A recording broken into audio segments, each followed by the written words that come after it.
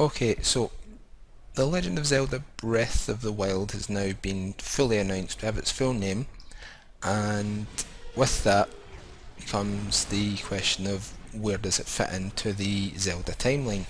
Now, everyone's going to have their theories on this. I have my own, and first of all, I want to point out the two timelines where I think it doesn't fit into. First one being the child era, in which Ganondorf was defeated and young Link goes back. And the second era would be the adult era, again, where Ganon is defeated and it's carrying on from adult Link's point of view. Now, for the reason that I've picked those two as the two that it can't exist in is because of the logo, really, and the way we see the Master Sword. So, as you can see, the Master Sword is quite aged, has quite a few battle scars on it, and that led me to believe that it may not have been used in a long time, or it has seen quite a lot of battles recently. And there's really only two areas where I feel that would fit in. So, first one would be the very start, basically, very beginning of the timeline, but not just anywhere in this. As you can see, the Skyward Sword's at the top, Ocarina of Time's at the bottom.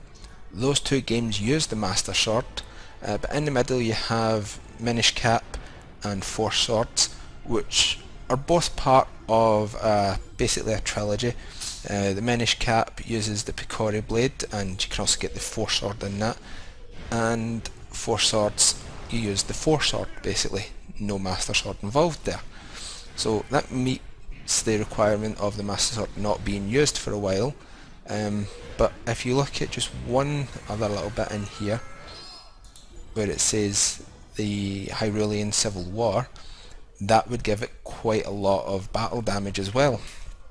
So that's where my first theory comes in, where this is either just after the Civil War, which would make it a direct prequel to Ocarina of Time, or it's right in the middle of the Civil War, and that might be the reason why we didn't see any of the towns, because Link would be quested with having to rebuild those towns.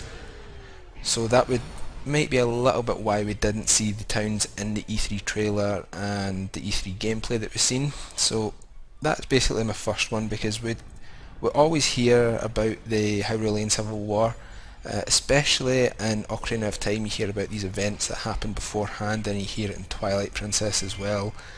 You've heard it in quite a lot of the actual games, but none of them refer to it directly. You just get told of events that have happened beforehand, and they all correlate with each other.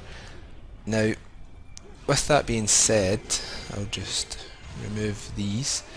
The next one that it could work out in is the one where Link fails to defeat Ganon. Now, I'm not sure exactly where it will go into here, but with Ocarina of Time, that is the first time that we see Ganondorf become Ganon in the timeline, essentially. We don't know if he was able to do that beforehand or not. We've never really seen Ganon or Ganondorf earlier in the timeline.